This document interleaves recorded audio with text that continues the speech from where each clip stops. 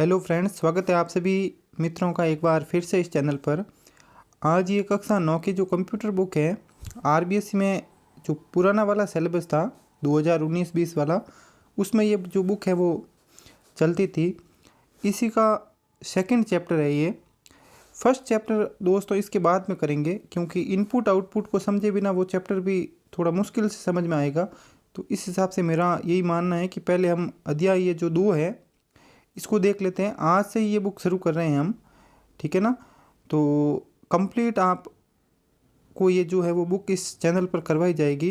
तो सबसे पहले आप सभी मित्र ये बात ध्यान से सुने कि ये जो कक्षा 9 की बुक है बिल्कुल बेसिक से और डिटेल से दे रखा है। साथ ही ये जो डाटा है, जैसे इस प्रकार के डाटा सामान्यतः गाइड में नहीं मिलते हैं या फिर किसी भी जो पब्लिकेशन की बुक होती है उसमें कम देखने को मिलते हैं, और ये ऑथेंटिक भी बुक है। इस हिसाब से भी हम इसको अगर पढ़ते हैं तो हमें लाभ होगा। हम इसके थ्रू कोई भी जो ऑब्जेक्शन है वो लगा सकते हैं।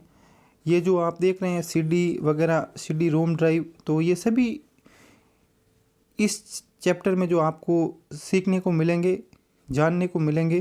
तो आइए अब हम शुरू करते हैं, और मेरा आपसे निवेदन है कि इस चैनल को सब्सक्राइब ज़रूर कर लें, ताकि आपकी जो ग्राम सेवक भर्ती परीक्षा है एक तो, और एक पुलिस भर्ती, ये दोनों में कंप्यूटर सिलेबस में हैं आपके। तो इस हिसाब से काफ़ी महत्वपूर्ण होगा ये चैप्टर और ये कंप्लीट बुक। तो इस बुक को हमारे इस चैनल पर आज से हम शुरू कर रहे हैं 11 नवंबर से, और मेरी कोशिश रहेगी कि जल्द से जल्द इसको पूरा करवाया जाए। तो आइए अब शुरू करते हैं इस चैप्टर को। सबसे पहले इनपुट आउटपुट और संग्रहण युक्तियाँ। Input output and storage device. Input और आउटपुट युक्तियाँ कंप्यूटर तथा मानव के मध्य संपर्क यानी कि कम्युनिकेशन बनाने में के साधन है, जबकि संग्रहण युक्तियाँ डाटा, सूचना आदि के भंडारण के लिए कार्य करती हैं। तो कहने का मतलब ये है कि इनपुट और आउटपुट। इनपुट डिवाइस किसे कहते हैं? तो इनपुट डिवाइस वे डिवाइस होते हैं जिनके द्वारा मनुष्य यानी कि मानव के द्वारा सूचना है वो कंप्यूटर को दी जाती है, जबकि आउटपुट डिवाइस वे होते हैं जिसके द्वारा कंप्यूटर हमें सूचना देता है। ऐसी डिवाइस, ठीक है ना, आउटपुट डिवाइस कहलाते हैं। और इसके साथ ही संग्रहण युक्तियाँ यानी कि स्टोरेज डिवाइस। स्टोरेज डिवाइस का मतलब ये है कि किसी भी प्रकार के, जैसे आप मेमोरी से ले सकते हैं, संग्रहण युक्ति एक प्रकार से मेमोरी, या फिर सीडी या फिर डीवीडी। इसमें हम अनेक प्रकार के, जैसे फ़ोटो है, वीडियो हैं, या फिर म्यूजिक है, या फिर कोई भी पीडीएफ फाइल है, ये हम सेव करते हैं। तो हम जिन युक्तियों या जिन डिवाइसेज में ये सेव करते हैं इन्हीं को हम संग्रहण युक्तियाँ या फिर स्टोरेज डिवाइस कहते हैं। ये आगे कंप्लीट एक्सप्लेनेशन होगा इसका, और डिटेल से दे रखा है इन्होंने। अब देखिए, सबसे पहले स्टोरेज डिवाइस किसे कहते हैं, ठीक है ना। अब देखिए, कंप्यूटर के डाटा और प्रोग्राम तात्कालिक और भविष्य के उपयोग हेतु संग्रहित करके रखे जाते हैं। जिन कंप्यूटर में इन्हें संग्रहित किया जाता है उन्हें 2 भागों में विभाजित किया जा सकता है। पहला है प्राथमिक संग्रहण माध्यम यानी कि प्राइमरी स्टोरेज मीडिया, और दूसरा है द्वितीयक संग्रहण माध्यम यानी कि सेकेंडरी स्टोरेज डिवाइस। अब प्राथमिक क्या होता है और ये सेकेंडरी क्या होता है? प्राथमिक संग्रहण माध्यम में डाटा और प्रोग्राम केवल तात्कालिक रूप में संग्रहित किए जा सकते हैं। कंप्यूटर की मेमोरी प्राथमिक संग्रहण माध्यम का उदाहरण है। अब देखिए, आपने अगर कभी रैम का नाम सुना है तो ये कंप्यूटर की प्राथमिक मेमोरी में गिनी जाती है। तो ये आपके प्राथमिक ये कंप्यूटर की मेमोरी प्राथमिक संग्रहण माध्यम का अच्छा उदाहरण है, जिसका अध्ययन हम पहले वाले अध्याय में कर चुके हैं। तो ये रैम क्या है, मैं अगले चैप्टर में इसको डिटेल से समझाऊंगा आपको। अब देखिए, द्वितीयक संग्रहण माध्यम के अंतर्गत वे युक्तियाँ सम्मिलित की जाती है जिनमें डाटा, प्रोग्राम और प्रक्रिया परिणामों को तात्कालिक और भविष्य में बार बार उपयोग हेतु स्थायी रूप से संग्रहित कर सुरक्षित रखे जाते हैं। यहाँ हम ऐसी ही कुछ प्रमुख युक्तियों के बारे में अध्ययन करेंगे। तो प्राथमिक, एक तो होती है प्राथमिक यानी कि प्राइमरी स्टोरेज डिवाइस, और दूसरी होती है सेकेंडरी स्टोरेज डिवाइस। जो प्राइमरी स्टोरेज डिवाइस होती हैं वो क्षणिक होती हैं, यानी कि ये एक बार सेव होने के बाद कुछ समय बाद जब भी हम कंप्यूटर को बंद करते हैं या हम जब एक बार डिलीट कर देते हैं तो ये हमेशा के लिए समाप्त हो जाती हैं, यानी कि ये रैम में सेव रहती हैं। कंप्यूटर की एक प्रकार से रैम मेमोरी इसका अच्छा उदाहरण है, ठीक है। और द्वितीयक संग्रहण माध्यम वे माध्यम होते हैं जो कि जैसे आपकी सीडी, इसमें हम डाटा एक बार सेव कर लें तो जब तक हम चाहें तब तक हम इसको बार बार देख सकते हैं, ठीक है। बार बार इसमें जो है वो बदलाव भी कर सकते हैं, ठीक है ना। अब देखिए सबसे पहली स्टोरेज डिवाइस फ्लॉपी डिस्क। सबसे पहली स्टोरेज डिवाइस कौन सी है? फ्लॉपी डिस्क, ठीक है ना। एक मिनट, हाँ अब देखिए सबसे पहली स्टोरेज डिवाइस है floppy disk. Floppy disk Mylar plastic से निर्मित एक वर्ताकार चकती होती है। तो सबसे पहले तो आप ये ध्यान रखिएगा कि ये किससे बनी होती हैं, तो ये माइलर से बनी होती है, ठीक है ना। ये माइलर से बनी होती हैं, आपके माइलर प्लास्टिक से।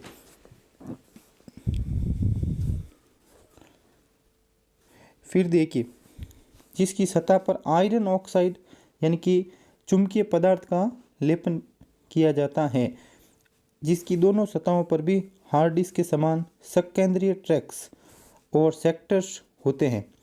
अब देखिए मैं यहाँ पर आपको डिटेल से समझाना चाहूँगा। इस चित्र को आप देखिए, थोड़ा सा क्लियर नहीं आ रहा है, लेकिन एक बार पहले पैराग्राफ पढ़ लेते हैं, ठीक है, बाद में समझाऊँगा।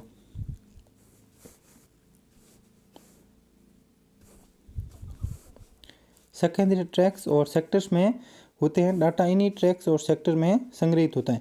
फ्लॉपी डिस्क की सुरक्षा हेतु इसे प्लास्टिक के आवरण में रखा जाता है जो इसे खरोंच से बचाता है। इसके आवरण में एक भाग खुला होता है जिससे रीड या राइट हेड डाटा को डिस्क पर संग्रहित या प्राप्त कर सके। इस खुले भाग को एक्सेस विंडो कहते हैं। क्या कहते हैं? Access window.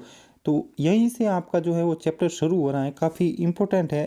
पहली बात ये आप ध्यान रखिएगा कि ये बनी किससे होती है, तो माइलर प्लास्टिक से। इसकी सतह पर किस पदार्थ का लेपन किया जाता है, तो आयरन ऑक्साइड का, ठीक है। और ये जो इसकी सतह है वो ट्रैक्स और सेक्टर्स में डिवाइड होती है, ठीक है। और डाटा है वो किन पर स्टोरेज होता है या संग्रहित रहता है, तो ट्रैक्स और सेक्टर्स पर ही डाटा है वो जो संग्रहित रहता है।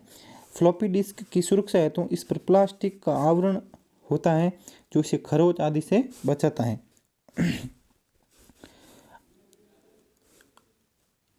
अब देखिए एक्सेस विंडो किसे कहते हैं, ठीक है ना। ये एक्सेस विंडो इंपॉर्टेंट है। एक भाग खुला होता है जिससे रीड या राइट हेड डाटा को डिस्क पर संग्रहित या प्राप्त कर सके। इस खुले भाग को क्या कहते हैं? एक्सेस विंडो, यानी कि वह विंडो जिससे डाटा को एक्सेस किया जाता है एक्सेस विंडो कहलाता है। फ्लॉपी डिस्क और उसके आवरण में एक छिद्र होता है जिसे इंडेक्स होल कहते हैं। इंडेक्स होल जब भी फोटो सेंसर के नीचे आता है तो इसका अर्थ होता है कि रीड या राइट हेड अब वर्तमान ट्रैक के प्रथम सेक्टर पर स्थित हो गया है।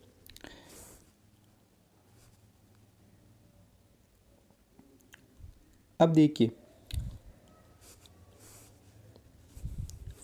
फ्लॉपी के एक और कुछ भाग कटा हुआ होता है जिसे राइट प्रोटेक्ट नॉच कहते हैं। ऐसे जो फैक्ट है वो सामान्य आपके जो गाइड होती हैं उसमें कम ही देखने को मिलते हैं। ये देखिए राइट प्रोटेक्ट नॉच क्या होता है, तो फ्लॉपी का दूसरा जो कटा हुआ भाग होता है ये राइट प्रोटेक्ट नॉच कहलाता है, ठीक है।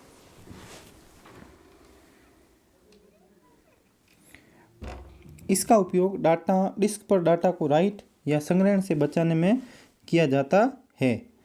इसका उपयोग है वो डिस्क पर डाटा को राइट या संग्रहण से बचाने में किया जाता है। जब यह नोच खुला होता है तो हम डाटा को पढ़ भी सकते हैं और लिख भी सकते हैं, किंतु जब इसे किसी स्टिकर या टैप से बंद कर दिया जाता है तो डिस्क पर डाटा को केवल पढ़ा जा सकता है, लिखा नहीं जा सकता। तो ये इसका उपयोग है मेन मुख्यतः। देखिए, जब ये जो नॉच है वो खुला होता है ना, तब हम डाटा को पढ़ भी सकते हैं और लिख भी सकते हैं। जबकि अगर इसे स्टिकर या टैब से बंद कर दिया जाए तो केवल डाटा को पढ़ा जा सकता है, लिखा नहीं जा सकता। ठीक है, इसमें कोई भी बदलाव नहीं हो सकता है जब ये बंद होता है या किसी स्टिकर से चिपका होता है। ठीक है, ये आपके फ्लॉपी डिस्क है। ठीक है, ये पूरी फ्लॉपी डिस्क है। और ये देखिए, ये कटा हुआ भाग है, ये देखिए। ठीक है, और ये आपका हब है, वही ये राइट प्रोटेक्ट नॉच है। ठीक है, ये राइट प्रोटेक्ट नॉच है। और दूसरी तरफ ये डाटा एक्सेस एरिया है। ठीक है ना, यहाँ पर डाटा सेव रहता है। यही डायरेक्ट कंप्यूटर के संपर्क में भाग रहता है। ठीक है ना, चलिए आगे बढ़ते हैं अब। फ्लॉपी डिस्क संग्रहण क्षमता। फ्लॉपी डिस्क की संग्रहण क्षमता कम होती है। इसकी जो संग्रहण की क्षमता है वो कम ही होती है। इसमें केवल 1.44 MB डाटा स्टोर किया जा सकता है, यानी कि इसमें केवल 1.44 MB यही केवल डाटा इसमें जो है वो स्टोर किया जा सकता है। इससे अधिक इसमें डाटा स्टोरेज नहीं होता है। ठीक है, अब देखिए, फ्लॉपी पानी, अधिक ताप और चुंबकीय क्षेत्र में रखने से खराब हो जाती है। जोर से पटकने, मैग्नेटिक पदार्थ के हाथ लगाने से भी इसका डाटा है वो खराब हो जाता है। अतः इसके उपयोग में काफ़ी सावधानी बरतने की आवश्यकता रहती है। अब देखिए, हार्ड डिस्क, ये फ्लॉपी डिस्क यहाँ पर कंप्लीट होती है। अब आगे बढ़ते हैं हार्ड डिस्क। ये तो फ्लॉपी डिस्क थी, ये एक प्रकार की प्राथमिक मेमोरी है। ठीक है, अब देखिए हार्ड डिस्क।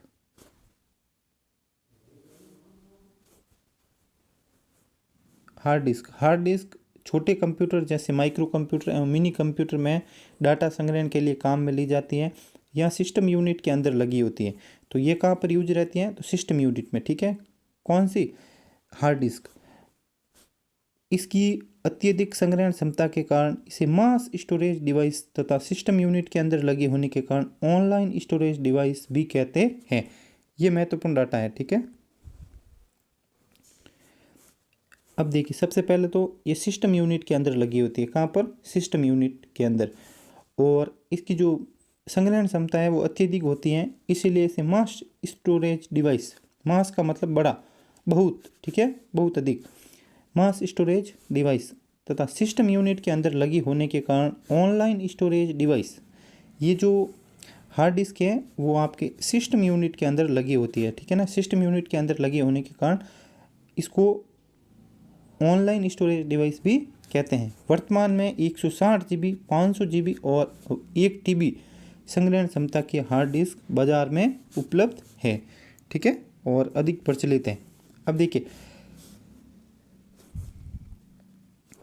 हार्ड डिस्क पर बहुत सी सूचनाएं स्थायी रूप से संग्रहित होती हैं। ऑपरेटिंग सिस्टम, ये देखिए, ऑपरेटिंग सिस्टम आपका है वो हार्ड डिस्क पर सेव रहता है। वहीं कंपाइलर, ये कंपाइलर असेंबलर क्या होते हैं, ये आगे आने वाले चैप्टरों में ये आएंगे। मैंने ये बुक जो है वो कंप्लीट अच्छे से पढ़ रखी है 2 से 3 बार, तो आप निश्चित रहिए एक भी पॉइंट है वो इस बुक से बाहर नहीं आएगा आपके हर परीक्षा में। फिर भी अगर कुछ ऐसे पॉइंट जो छूट जाते हैं वो मैं अलग से एक नोटबुक पर नोट्स बनाकर आपको वीडियो बनाकर उपलब्ध करवा दूंगा। ठीक है, ये compiler, assembler, database, application program आदि भी हार्ड डिस्क पर ही संग्रहित होते हैं। अतः हार्ड डिस्क सर्वाधिक प्रचलित, आवश्यक एवं स्थायी संग्रहण युक्ति है। ठीक है, अब देखिए, सबसे पहले तो ऑपरेटिंग सिस्टम, ये आपके कहाँ पर सेव रहता है, तो ये आपका जो है वो हार्ड डिस्क पर सेव रहता है। कहाँ सेव रहता है, हार्ड डिस्क पर।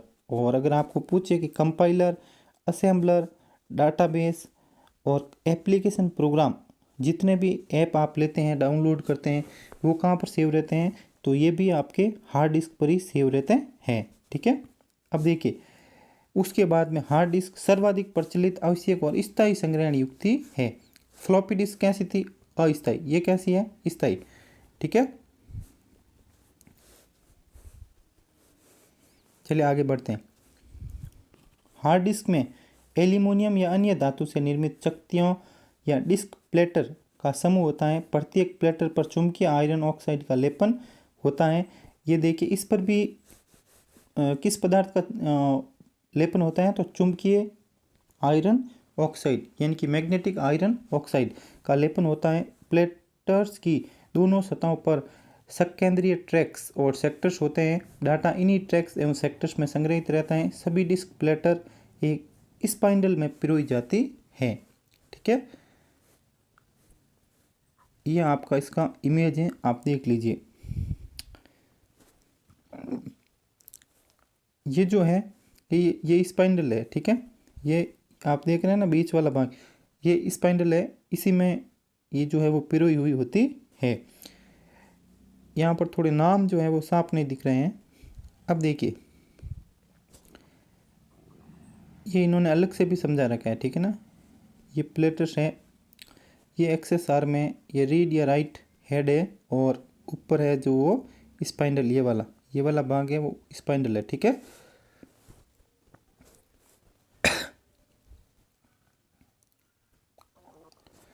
हार्ड डिस्क की आंतरिक संरचना एवं कार्यविधि। अब देखिए अगला पॉइंट, प्रत्येक प्लेटर का अलग से रीड या राइट हेड होता है। सभी रीड या राइट हेड्स एक ही भुजा या आर्म पर कंधेनुमा संरचना में लगे रहते हैं। इस भुजा को एक्सेस आर्म कहते हैं। ठीक है, उस हार्ड डिस्क में तो आपने फ्लॉपी डिस्क में आपने पढ़ा था क्या, एक्सेस विंडो, और यहाँ पर है एक्सेस आर्म। ठीक है, एक्सेस आर्म का मतलब होता है भुजा या फिर कंधा। ठीक है ना, इस प्रकार से आप याद रखिए, एक्सेस आर्म कहते हैं। प्रत्येक हेड घूमती हुई डिस्क की सतह पर उपयुक्त ट्रैक पर पहुंच जाता है। इस प्रकार डाटा रीड या राइट करने की सीधी क्रिया सीधी होती है। प्रत्येक डाटा की स्थिति का एक पता या डिस्क एड्रेस होता है, जिसमें सतह संख्या, ट्रैक संख्या और सेक्टर संख्या होती है। इसी की सहायता से एक्सेस आर्म डाटा को खोजता है। हार्ड डिस्क एवं रीड या राइट हेड ये सभी एक हवाबंद चैम्बर में सील रहते हैं, जिससे वहाँ तक धूल नहीं जा पाती है। यह चैम्बर बाहर से देखने पर एक लंच बॉक्स जैसा लगता है। यह इम्पोर्टेंट नहीं है इतना। अब देखिए सीडी रोम, यहाँ से एक बार पटवारी में प्रश्न आ रखा है। पुलिस भर्ती के जो 2020 वाले पेपर हैं उसमें आप देख लेना, उसके प्रत्येक पेपर में लगभग सीडी रोम या फिर डीवीडी से एक प्रश्न आ रखा है। ठीक है ना, तो सीडी रोम का जो पहले तो आप पूरा नाम देख लीजिए। सीडी रोम का पूरा नाम है कॉम्पैक्ट डिस्क। ठीक है ना, और अगर इसका कंप्लीट नाम बताऊं सीडी रोम, तो इसका सीडी रोम का मतलब है, सी का मतलब compact disc read only memory. ठीक है ना, compact disc read only memory. ठीक है, ये एक प्रकार की रोम का ही भाग है। ठीक है, रैम और रोम होती है, उसी का ये एक प्रकार से पार्ट है।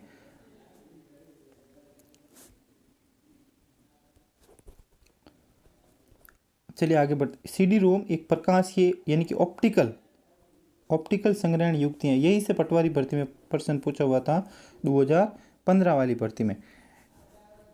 ऑप्टिकल संग्रहण युक्ति है जिसमें संग्रहित डाटा को केवल पढ़ा जा सकता है, यानी कि लिखा नहीं जाता है। एक बार लिखने के बाद उसको पढ़ा जा सकता है। रोम शब्द यानी कि रीड ओनली मेमोरी का संक्षिप्त रूप है। सीडी रोम में लेजर किरणों की सहायता से डाटा को रीड या राइट किया जाता है। यह डिस्क रेजिन जैसे पदार्थ पॉलीकार्बोनेट से बनी होती है।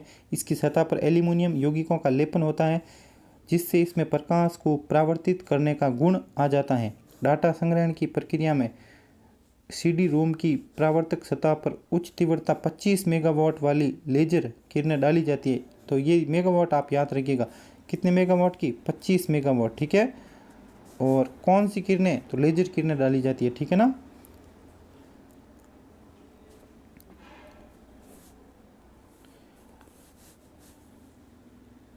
जिससे वहाँ एक अति सूक्ष्म गड्ढा या फिर पिट बन जाता है। यह पिट 1 बिट का सूचक होता है। सतह पर जहाँ पिट नहीं होते हैं वह 0 बिट का सूचक है। ऐसे पिट रहित स्थल को क्या कहते हैं, लैंड। ठीक है ना। ऐसे पिट रहित स्थल को क्या कहते हैं, लैंड। तो ऐसा प्रश्न आ सकता है कि CD रोम में पिट रहित स्थल या विदाउट पिट वाला स्थल है वो क्या कहलाता है, तो लैंड कहलाता है। ठीक है, ये आपके हैं CD। ठीक है, और ये CD रोम ड्राइव यानी कि आपने इस प्रकार के जो पहले अभी तो ये स्मार्टफोन आदि आने के बाद में इसका जो प्रचलन है वो कम हो गया है। बाकी गर्मियों की छुट्टियों में ये जो है वो सर्वाधिक चलने वाले यंत्रों में से एक थे। यहाँ इसमें CD लगाकर हम अनेक प्रकार की जो है वो मूवीज़ देखा करते थे। तो ये वही डिवाइस है। ठीक है, CD रोम में डाटा को डिस्क से पढ़ने के लिए कम तीव्रता यानी कि 5 मेगावाट वाली लेजर किरणें डाली जाती हैं। परावर्तित लेजर किरणों को फोटो डिटेक्टर द्वारा जांचा जाता है। लैंड से परावर्तित किरण की तीव्रता में कोई अंतर नहीं आता है, किंतु पिट से परावर्तित किरण अनेक दिशाओं में फैल जाती है, जिससे पिट की उपस्थिति का पता चल जाता है। परावर्तित प्रकाश के इस अंतर को विद्युत संकेतों 0 और 1 बिट में परिवर्तित कर लिया जाता है, जिससे डाटा की जानकारी हो जाती है। CD रोम में भी डाटा संग्रहण के लिए ट्रैक्स का उपयोग किया जाता है। तो हमने अभी तक 3 डिवाइस पढ़ी है, एक तो फ्लॉपी डिस्क, ठीक है, और फिर हमने पढ़ा हार्ड डिस्क, और अब पढ़ रहे हैं हम CD। इन तीनों में ही जो है वो ट्रैक्स का तो उपयोग होगा ही होगा। ठीक है ना, ये ट्रैक्स सेक्टर्स में बटे रहते हैं, किंतु CD रोम के ट्रैक्स फ्लॉपी डिस्क या हार्ड डिस्क की तरह बंद ना होकर निरंतरता लिए होते हैं, जिनकी लंबाई लगभग 5 किलोमीटर होती है। अब मैं यहाँ पर आपको समझाना चाहूँगा। ठीक है, देखिए, मान लीजिए फ्लॉपी डिस्क में इस प्रकार से ट्रैक्स रहते हैं। ठीक है ना, ये इस प्रकार से यानी कि वर्त रहते हैं। ठीक है ना, ये इस प्रकार से यहाँ से शुरू होकर यहीं पर ख़त्म हो जाते हैं, जिस बिंदु से शुरू होते हैं वहीं पर ये ख़त्म हो जाते हैं। लेकिन CD रोम में इसका उल्टा है, ये इस प्रकार से होते हैं। ठीक है ना, ये इस प्रकार से, ये CD रोम में जो है वो ट्रैक्स इस प्रकार से होते हैं, और ये लगभग आपके कितने किलोमीटर लंबे होते हैं, तो 5 किलोमीटर। ये आपने देखा होगा, ये तो इस प्रकार से एक एक अलग अलग होते हैं, और इसमें जो है वो एक जगह से शुरू होकर फिर ये ऐसे चलते रहते हैं। ठीक है, और ये लगभग इसकी लंबाई है वो 5 किलोमीटर होती है। तो ये आपको नहीं पूछेंगे कितनी लंबाई होती है। ठीक है, ये सर्पिलाकार रूप में व्यवस्थित होते हैं। CD रोम की संग्रहण क्षमता अधिक होती है। एक CD रोम में 650 MB तक डाटा है वो आ सकता है। ठीक है, इसकी जो संग्रहण क्षमता कितनी है, तो 650। ये आप याद रखिएगा, अनेक बार डायरेक्ट यहीं से पूछा जाता है, तो आप 650 MB। इसकी डाटा स्थानांतरण दर भी जो है वो अधिक होती है। डाटा ट्रांसफ़र करने की स्पीड भी अन्य डिवाइसेज से अधिक होती है। ठीक है, CD रोम का उपयोग मल्टीमीडिया, कंप्यूटर गेम्स आदि में किया जाता है। आजकल CD रोम का उपयोग विभिन्न शैक्षणिक जानकारी, चित्र आदि के संग्रहण तो भी बहुत अधिक हो रहा है। अब देखिए DVD, CD का ही एक प्रकार से अपडेटेड वर्जन है DVD का पूरा नाम डिजिटल वीडियो डिस्क। ठीक है,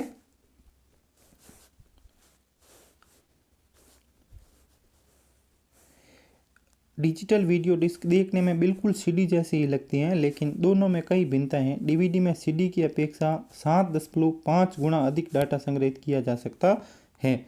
यानी कि आप इस प्रकार से देखते हैं कि 650 को अगर हम 7 से गुणा कर दें तो लगभग ये इतने GB का जो डाटा है वो हो जाता है। ठीक है, 4.7 GB इसकी स्टोरेज डिवाइस, ये जो इसकी स्टोरेज कैपेसिटी है वो 4.7 GB है। ठीक है, कुछ DVD तो 17 GB तक भी डाटा संग्रहित कर सकती है। DVD का व्यास है वो 4.7 इंच होता है। तो इसकी त्रिज्या में 2 का भाग दे दीजिए 4.7 में, तो आपकी त्रिज्या आ जाएगी। तो ये एक तो इसका व्यास याद रखिएगा। इसकी स्टोरेज क्षमता है वो 4.7 GB से लगाकर 17 GB तक। ये इस प्रकार से आप याद रखने हैं आपको कि कम से कम 4.7 और अधिक से अधिक 17 GB।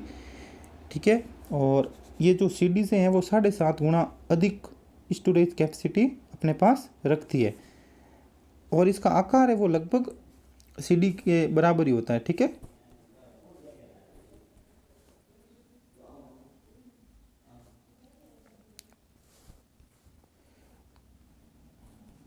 CD की तरह DVD पर भी डाटा ट्रैक्स के रूप में संग्रहित किया जाता है। जो कई सेक्टरों में बटे होते हैं, किंतु डीवीडी में सीडी की तुलना में पिट्स का आकार बहुत सूक्ष्म तथा ट्रैक्स के मध्य की दूरी बहुत कम होती है। फलस्वरूप डीवीडी की क्षमता है वो सीडी की तुलना में बहुत अधिक बढ़ जाती हैं। डीवीडी की एक और विशेषता यह है कि यह रीड लेयर को के फॉक्स को बदल कर एक लेयर के फॉक्स को बदलकर एक से अधिक फैक्ट्स को रीड कर सकता है। डीवीडी में डाटा 2 परतों में लिखा जाता है और इसकी संग्रहण क्षमता में और वृद्धि हुई है। तो इसकी 2 लेयर में जो है वो डाटा लिखा जाता है। ठीक है, इसकी उम्र भी सीडी की भांति कम से कम 10 वर्ष है। डीवीडी रीड एवं राइट करने के लिए डीवीडी ड्राइव की आवश्यकता होती है। डीवीडी ड्राइव सीडी को भी रीड और राइट कर सकता है। ये आपको पहले से ही पता होगा कि सीडी जो है वो हम अगर मान लीजिए कोई हमें मूवी देखनी थी, तो अगर किसी के पास डीवीडी जो ड्राइव था, डीवीडी चलाने वाली जो एक प्रकार से यंत्र था, तो उसमें डीवीडी ड्राइव में अगर हम सीडी लगाते थे तो भी चल जाती थी और डीवीडी लगाते तो भी वो चल जाती, लेकिन सीडी में अगर हम डीवीडी लगाते तो वो एक्सेप्ट नहीं करती। ठीक है, नमी, तापमान जैसे पर्यावरणीय कारक सीडी की तरह डीवीडी को भी प्रभावित नहीं करते हैं, लेकिन इसे खरोंच से बचाना आवश्यक है। खरोंच से डीवीडी पूर्णतः बेकार हो सकती है। धूल भी डीवीडी को रीड करने में बाधा उत्पन्न करता है और फिर वो इस प्रकार से रुक रुक कर जो है वो मूवी चलती थी। ठीक है, अतः इसे हमेशा कवर में रखना चाहिए। ये आपकी डीवीडी ड्राइव। ठीक है, अब ये लगभग आज के समय में तो ये बंद हो चुकी है, क्योंकि आज के समय में एक तो वो डीटीएच आ चुकी है इनकी डिश वाली, और एक ये मोबाइल आ चुका है। तो अब इसकी मूवी देखने के लिए सीधे फ़ोन को ही यूज में लेते हैं अधिक। तो बाकी आजकल भी कुछ घरों में ये बड़े शौक से देखी जाती है। ठीक है, फ्लैश ड्राइव। अभी तक हमने ये 4 डिवाइस पढ़ लिए हैं। एक तो फ्लॉपी डिस्क, फिर हमने हार्ड डिस्क पढ़ी, फिर हमने सीडी पढ़ी और उसके बाद में हमने डीवीडी पढ़ी। ये 4 डिवाइस अभी तक हम पढ़ चुके हैं और ये हमने अच्छी तरह से कंप्लीट कर लिया है। अब देखिए, फ्लैश ड्राइव यानी कि पेन ड्राइव, ये सबसे ज़्यादा अभी वर्तमान में कारों में उपयोग में ली जाती है। यह डाटा स्थानांतरण एवं संग्रहण के लिए एक आश्चर्यचकित करने वाली विशेषताओं से युक्त नवीनतम युक्ति है। डाटा स्थानांतरण एवं संग्रहण के लिए अब तक प्रचलित युक्तियों जैसे फ्लॉपी, जिप डिस्क, सीडी आदि प्रत्येक के साथ अपनी समस्या हैं। विशेषकर भिन्न परिधीय उपकरणों युक्त कंप्यूटरों में इनका उपयोग नहीं किया जा सकता है, जबकि इंटेलिजेंट स्टिक का उपयोग किसी भी कंप्यूटर के साथ किया जा सकता है। यानी कि इसका दूसरा नाम इंटेलिजेंट स्टिक भी है। ठीक है, इंटेलिजेंट स्टिक किसका दूसरा नाम है? तो ये फ्लैश या पेन ड्राइव का दूसरा नाम इंटेलिजेंट स्टिक। ये पर्सन काफ़ी महत्वपूर्ण यहाँ पर बन रहा है।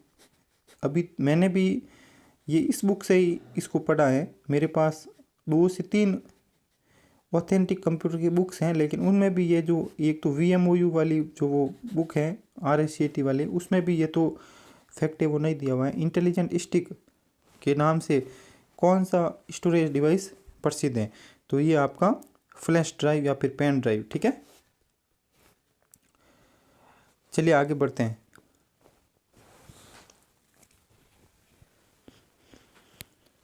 इसे कंप्यूटर के USB पोर्ट में लगाया जाता है।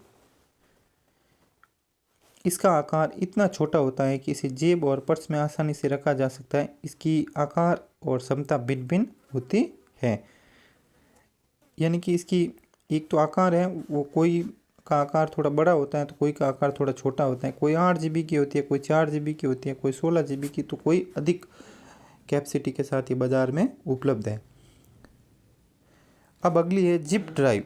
ठीक है ना, जिप ड्राइव फ्लॉपी डिस्क के पश्चात चुंबकीय माध्यम यानी कि मैग्नेटिक मीडिया दुनिया का दूसरा आश्चर्य है। CD राइटर से पूर्व जिप ड्राइव ही सबसे अधिक प्रचलित बैकअप उपकरण थी। जिप ड्राइव CD राइटर से काफ़ी किफ़ायती है। इसमें डाटा संग्रहण के लिए जो उपकरण काम में लिया जाता है उसे जिप कार्ट्रिज में लिया जाता है, जिसे जिप कार्ट्रिज कहते हैं। जिप कार्ट्रिज लाने ले जाने में सुविधाजनक तथा अधिक विश्वसनीय है। जिप कार्ट्रिज में लगभग 100 MB डाटा संग्रहित किया जा सकता है। तो यही इसकी मुख्य समस्या है कि इसमें 100 MB डाटा यानी कि सबसे कम डाटा स्टोरेज में वर्तमान की दृष्टि से तो ये उपयुक्त नहीं है, क्योंकि इसमें 100 MB का डाटा होता है, सेव ही हो सकता है 100 MB का। ठीक है, इसका आकार 4 वर्ग इंच होता है तथा मोटाई फ्लॉपी डिस्क के लगभग दुगुनी होती है। ये फ्लॉपी डिस्क से दुगुनी होती है इसकी मोटाई। ठीक है, फ्लॉपी डिस्क का स्टोरेज जो है वो कैपेसिटी 1.44 MB थी। ठीक है, जिप ड्राइव के साथ एक समस्या यह है कि वर्तमान में उपलब्ध ऑपरेटिंग सिस्टम जिप ड्राइव को सपोर्ट नहीं करते हैं। ठीक है, ये मेन समस्या है इसकी। और दूसरी, इसकी स्टोरेज कैपेसिटी भी कम है। ठीक है, ये आपके जिप ड्राइव। अब देखिए ये शानदार है ब्लू रे डिस्क CD और DVD की भांति एक ऑप्टिकल डिस्क माध्यम है। इसकी भौतिक विशेषताएं मानक DVD तथा CD के समान होती हैं। ब्लू रे डिस्क की संग्रहण क्षमता 25 GB प्रति सिंगल लेयर तथा 50 GB ड्यूल लेयर होती है। ब्लू रे डिस्क को पढ़ने के लिए ब्लू वायलेट लेजर का उपयोग किया जाता है। इसके नाम से आप देख सकते हैं कि ब्लू रे डिस्क, ब्लू का मतलब नीला और रे का मतलब ये किरण, रे का मतलब आपको पता ही है कि किरण होता है। ठीक है, इसका मुख्य उपयोग हाई डेफिनेशन वीडियो यानी कि HD वीडियो और वीडियो गेम तथा अन्य डाटा को संग्रहित करने के लिए भी किया जाता है। यह आपकी ब्लू रे डिस्क। अब देखिए आगे इनपुट डिवाइसेज। अभी तक हमने 5 ये जो पढ़ी थी ये आपके स्टोरेज डिवाइस थी। ठीक है, ये आपके स्टोरेज डिवाइस थी। और अब हम जो ये हमने लगभग 4 से 5 पेज इस बुक के जो हैं वो पढ़ लिए हैं, 5 से 6 पेज हो गए मेरे हिसाब से। तो अब जो अगला वीडियो होगा उसी में हम इनपुट डिवाइसेज करेंगे। ठीक है, क्योंकि फिर वीडियो है वो काफ़ी बड़ा हो जाएगा और मुझे अपलोड करने में परेशानी होगी, तो फिर आपको हो सकता है देखने में बोरियत महसूस हो।